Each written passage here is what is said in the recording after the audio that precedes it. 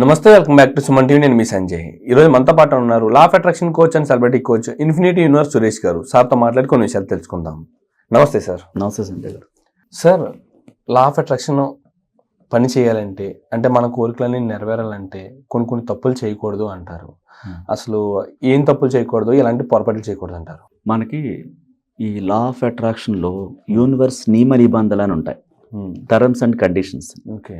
ఇప్పుడు మనం ఏదన్నా ఒక లోన్ తీసుకునేటప్పుడు లేకపోతే దేనికైనా అప్లై చేసినప్పుడు కొన్ని కండిషన్స్ ఉంటాయి చూసారు, కింద సైన్ పెట్టమంటారు, అగ్రి అని చెప్పేసి. అలాగే విశ్వ రహస్యాలు, విశ్వ నియమాలు అని ఉంటాయి.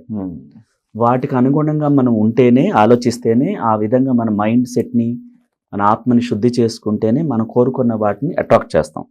అందులో నెంబర్ 1, డబ్బు పట్ల వ్యతిరేకమైన ఆలోచనలు చేయకూడదు. అంటే ఫర్ ఎగ్జాంపుల్ సింపుల్గా అర్థమయ్యేది చెప్పాలంటే, డబ్బు మంచిది కాదు అని అనకూడదు. మరి మంచిది కాదు అని అంటే నీ దగ్గరికి, నా దగ్గరికి, అందరి దగ్గరికి డబ్బు ఎలా వస్తుంది?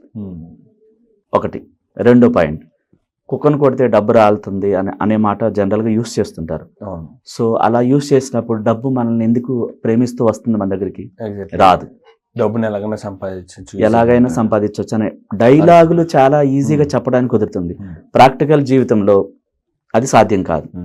డబ్బుని ప్రేమించకుండా, డబ్బుని ఆకర్షించకుండా, డబ్బుని కోరుకోకుండా వ్యతిరేకమైన మాటలు మాట్లాడుతున్నప్పుడు అది మన దగ్గరికి రానే రాదు. మన నుంచి దూరంగా వెళ్ళిపోతుంది. రెక్కలు విప్పుకొని దూరంగా, అందనంత దూరంలో కటిక పేదరికంలోకి వెళ్ళిపోయేలా చేసేస్తుంది. ఎనర్జీ లెవెల్స్ ఉంటాయి అని చెప్పుకున్నాం మనం మనీకి. ఆ ఎనర్జీ లెవెల్స్ మన నుంచి, ఈ ఆత్మ నుంచి, ఈ శరీరం నుంచి ప్రేమ విడుదలైతేనే అయస్కాంత క్షేత్రం అనుకున్నాం చూసారా. ఒక అయస్కాంత క్షేత్రం, చిన్నప్పుడు స్కూల్లో ఆడుకునేటప్పుడు ఒక అయస్కాంతం ముక్క కింద పడితే ఆ పిన్నిస్లు అతుక్కుంటాయి. సో ఈ ఎనర్జీ లెవెల్తో కూడుకున్నది ఈ ప్రపంచం అంతా కూడా. గాలి, నీరు, నిప్పు, సమస్తం ఈ ప్రకృతి తయారు చేయబడ్డ డబ్బు కూడా, డబ్బుకి ఎనర్జీ ఉంది, అది యూనివర్స్తో కనెక్ట్ అయి ఉంది.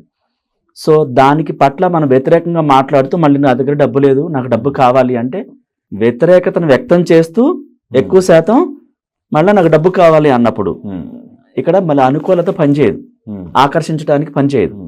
డబ్బు లేని స్థితినే చూస్తాడు. అందులో ఏంటి, ఫస్ట్ వ్యతిరేకమైన మాటలు అస్సలు మాట్లాడకూడదు. డబ్బు మంచిది కాదని ఎప్పుడు అనకూడదు. డబ్బు చాలా మంచిది అని చెప్పాలి. డబ్బు కుక్కను కొడితే రాలుతుంది అనే మాట యూజ్ చేయకూడదు. డబ్బుని ప్రేమించాలి. డబ్బుని ఎప్పుడు కూడా ఉపయోగించేటప్పుడు కూడా ఇసిరి పాడేయటం చేయకూడదు.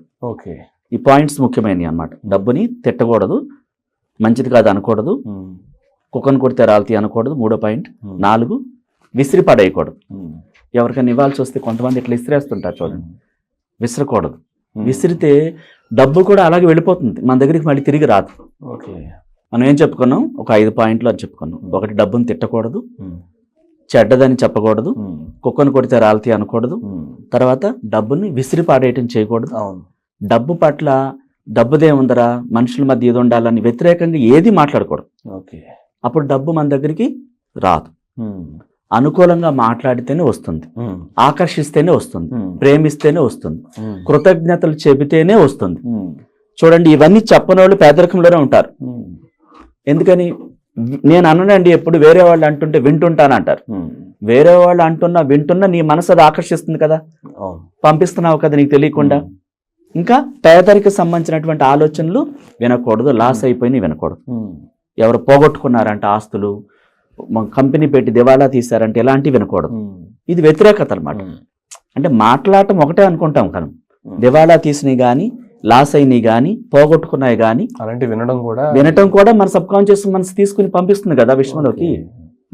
విన్నా పేదరికంలోకి వెళతాం, అన్నా పేదరికంలోకి వెళ్తాం.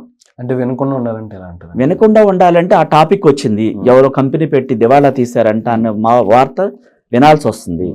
సో అట్లా కాకుండా మీ మైండ్లోకి అది తీసుకోకుండా కట్ డిలీట్ అని చెప్పేసి ఎన్నో వేల కోట్లు సంపాదించారంట అన్న వార్త వైపు మళ్లించాలి ఆలోచనని.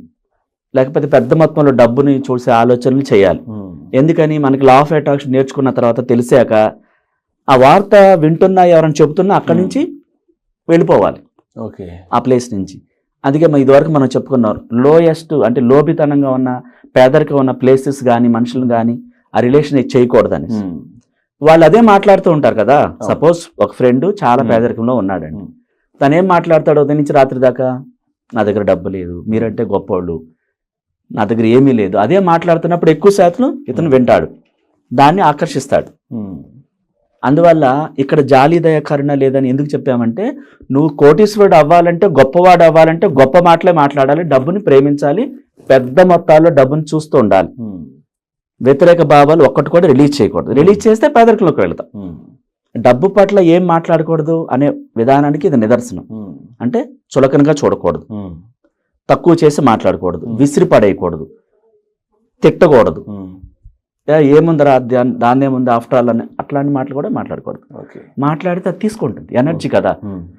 మనలో కోట్ల కణాలు ఉంటాయి, అవి నమ్మటమే కాకుండా ఆకర్షించడం మానేస్తాయి డబ్బుని. మనమే ఆకర్షించడం మానేస్తాం.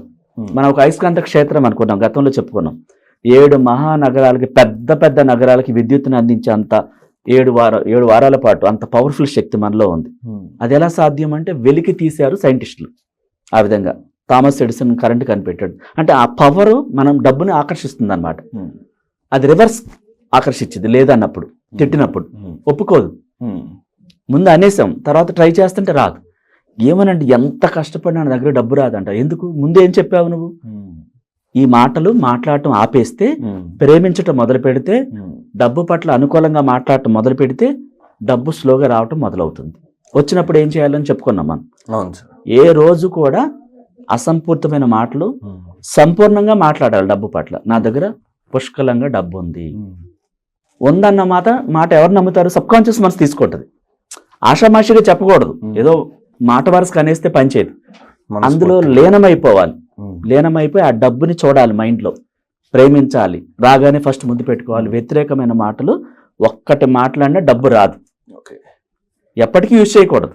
ఏది తప్పులు అసలు చేయకూడదు అంటారు లా ఆఫ్ అట్రాక్షన్ పాటించే వాళ్ళు. Yes, absolutely sir. Thank you sir, thank you very much. Yeah, most welcome.